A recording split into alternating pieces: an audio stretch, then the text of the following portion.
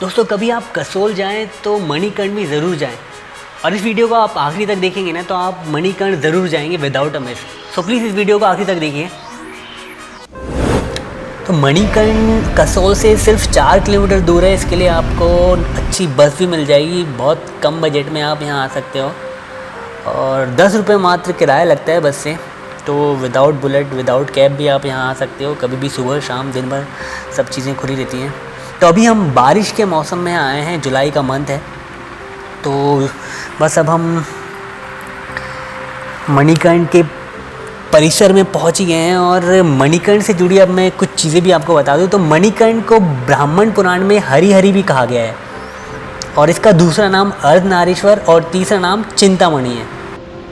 मणिकर्ण को सन 1940 में लेट श्री संत बाबा नारायण हरि जी ने खोजा था। वे यहाँ गुरु नानक जी के इस हिस्टोरिक स्थान को ढूंढते हुए आए थे। यहाँ सफाई के दौरान उन्हें गुरु जी के दर्शन हुए और लंगर और निर्माण कार्य आरंभ करने का उन्हें आदेश हुआ। और साधनों की कमी के बावजूद बाबा जी ने भुंतर से पैदल सामान लाकर यहाँ लंगर व निर्माण कार्य आरंभ किया। और जो भुंतर यहाँ से लगभग 35 किलोमीटर दूर है।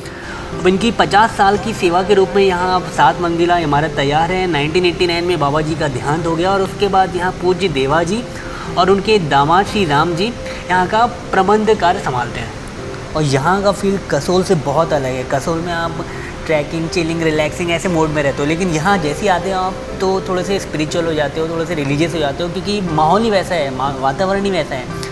और कहानियाँ भी आपको ऐसी पढ़ने को मिलेंगी इधर उधर जो आपको उस तरफ अट्रैक्ट करेंगे, एक अलग सी वाइब्स देंगी। और मणिकर्ण को सबसे उत्तम कुलान पीठ में सबसे बड़ा तीर्थ माना गया है।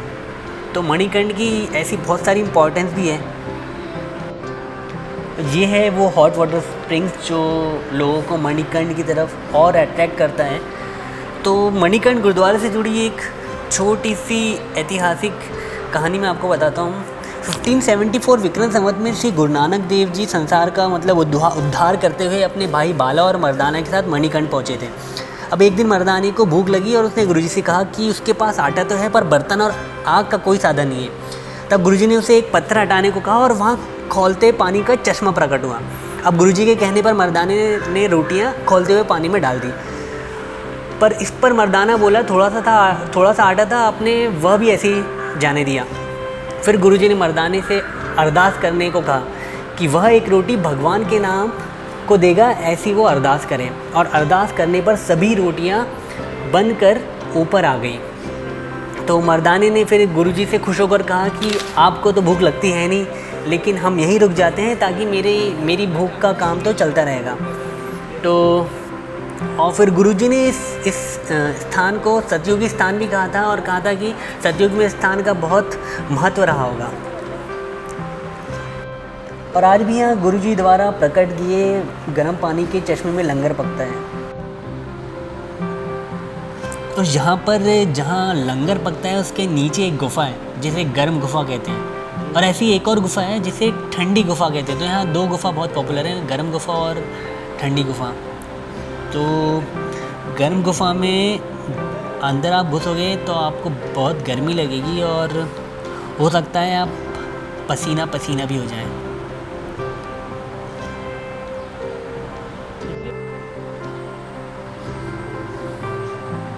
और गुरुद्वारे में भी सुबह शाम प्रार्थना आरती होती है, और शाम की आरती के बाद यहाँ पर इतिहास भी सुनाया जाता है। और श्री गुरु नानक देव जी के बाद यहाँ पर 10वें गुरु श्री गुरु गोविंद सिंह जी भी अपने 5 प्यारों के साथ पधारे थे यहाँ मणिकर्ण में। मणिकर्ण हिंदू और सिख दोनों ही धर्मों के लोगों के लिए बहुत पवित्र स्थान है। अब सिख धर्म के लोगों के लिए क्यों है ये अभी हमने सब बातें की ही। अब मैं आपको बताता हूँ हिंदू धर्म से रिलेटेड। तो यहाँ ऐसा माना जाता है भगवान शिव जी ने माता पार्वती के साथ 11,000 वर्ष निवास कर तपस्या की थी। एक दिन जल क्रीड़ा के दौरान माता पार्वती की चिंतामणि यहाँ गिर पड़ी और वो सीधे पाताल लोक में शेषनाग के पास गई। शिव जी के गणों को जब ढूंढने पर भी मणि नहीं मिला तो फिर शिव जी को क्रोध आ गया और उनका तीसरा नेत्र खुल गया, और फिर शिव जी की आंखों से नैना देवी प्रकट हुई। और मणिकर्ण नैना देवी का भी जन्म स्थान है। आने वाले वीडियोस में नैना देवी का वो सुंदर मंदिर मैं आपको ज़रूर दिखाऊंगा। तो नैना देवी ने पाताल में जाकर फिर शेषनाग से मणि लौटाने को कहा, और तब शेषनाग ने फूंकार द्वारा बहुत सारी मणियों के साथ चिंतामणि भी लौटा दिया और तभी से इस जगह का नाम मणिकर्ण पड़ गया। तो इसलिए मणिकर्ण हिंदू और सिख धर्म दोनों के लिए बहुत इम्पोर्टेंस रखता है। और अब हम आए हैं लंगर करने।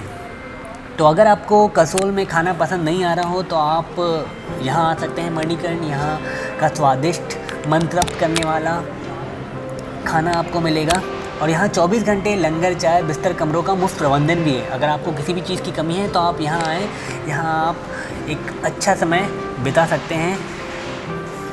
तो यहाँ आ सकते हैं आप। तो बस यही सब था मणिकर्ण के बारे में, यहाँ के इतिहास के बारे में। यहाँ की खूबसूरती आपने देखी ही और बातें मैंने आपको बताई ही। अगर आपको चीज़ें अच्छी लगी हो तो प्लीज़ वीडियो को लाइक, कमेंट और शेयर करें और चैनल को सब्सक्राइब कर लें ऐसे ही वीडियोस देखने के लिए।